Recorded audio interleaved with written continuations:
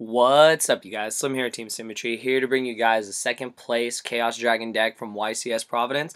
It was piloted by Christopher, I want to say Tuttobene. I could be wrong. I probably am. I apologize for not pronouncing the last name right. But anyways, really interesting to see Chaos Dragons up there again, getting second place. A lot of people think that Chaos Dragons probably should have won for the fact that they should have been able to beat over Geargia.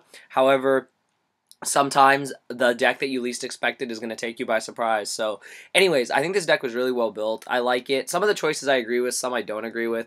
There was a lot of speculation about this deck at first, saying that the red MD wasn't included. There was a bad list going around, but this is the official list. So anyways, I'm going to get into it real quick. Boss Monster, BLS, Staple, one Card Trooper. This is really interesting. I usually opt to run two because I like drawing it, and I like the ability to mill it, to have it be destroyed, draw a card, and I like to combo it with Tragodia, so I think this card is really good, but I can see why you'd only run one. Sometimes you just don't want to mill your whole deck out and lose all your options.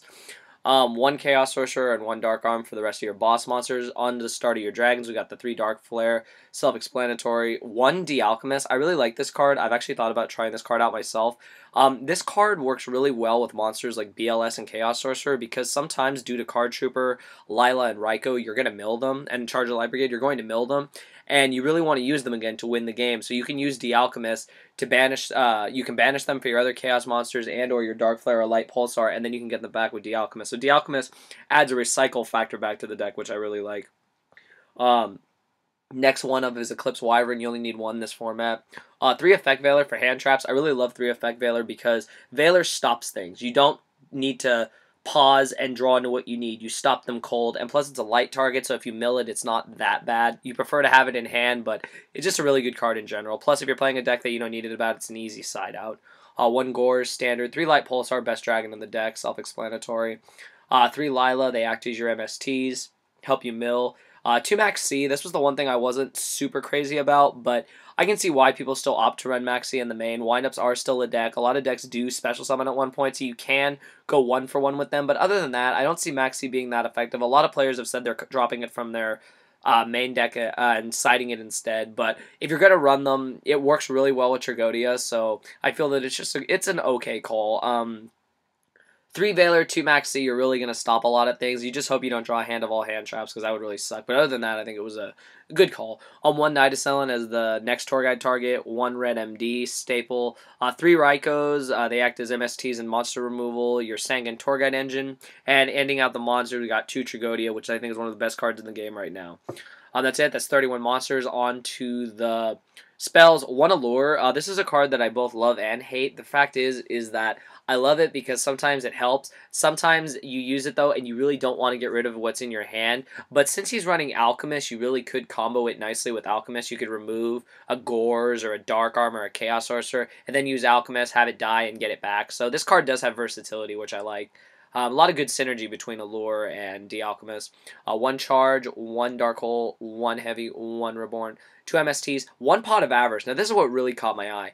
I always believe that Chaos Dragons never wanted to recycle their graveyard because you want lights and darks in there. However, I can see where Pot of Avarice can really be handy. Being able to recycle boss monsters like Tragodia, Gores, Chaos Sorcerer, Dark Arm, and BLS is just amazing, and I think that is why he ran it. And I think it's not something I think I would run, but I think I could see where it could have a lot of potential because you do mill pretty fast in the deck. I mean, if you mill it, you mill it, but I think it's still just it's a decent card. I personally think that it's player preference, though. And ending out the spells, we got 3 Solar Recharge. Very standard for dragons these days. Run a lot of monsters, no traps, the staple spells you need, the draw engine, that's it. Get to what you need. Onto the side deck, 2 Electric Virus. This is for Geargia, Mirror Match, and Rabbit. This card works really well against other random machine decks. We got 3 Gemini Imp for Dark World. Probably the best out to Dark World these days because being able to stop their drag down and Dark World dealings is really key. The 3rd Max C for windups and decks I like to special summon a lot. 2 Puppet Plan. I actually really like this card. I used to side this card myself because I had hard matches with Samurai and Heroes, but I feel that Puppet Plan is just really good. Take their Heroes, take their Shein and all that. And the beauty of this card is that you can tribute the monster, and you can also exceed with XYZ summon with the monster. So you basically can have a Dark Flare, take a Sheehan, and make a rank 5. So that's really cool. And, you know, just use it with other levels and modify with Tragodia. So it's really good. 2 staple Thunder King locks down the meta. The 3rd MST for back row heavy decks.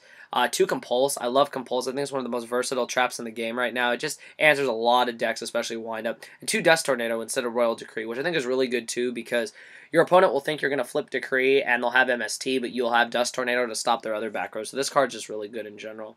And just on to the extra deck real quick. 1 Black Rose, 1 Adrius, 1 Gaia Charger, 1 Exabeetle, 1 Leviair, Maestroke, Leviathan, Giga Brilliant, Acid Golem, Utopia, Photon Strike Bouncer, Temtempo, Queen Djinn, 1 Zenmoa, which I found really interesting that he ran over Tyrus. Zenmoa is interesting. Like, I like Zenmoa, but at the same time, you do have to destroy 2 set cards, so be smart about how you use this card. And then ending out the extra deck, we have 1 Wind-Up Zen Mains. I'm happy to see Chaos Dragons do so well. I think they are a good deck. I regret saying that I felt that they weren't as good as they used to be. Granted, they did lose Future Fusion, but they do still have a lot of good synergy, and I think this is a good build overall. A lot of people don't agree with that. They think the build is just extremely standard, but honestly, standard is what wins games these days, because if it works, use it. It's a very simple philosophy when you think about it. Why do I think this deck did so well? Chaos Dragons are simple.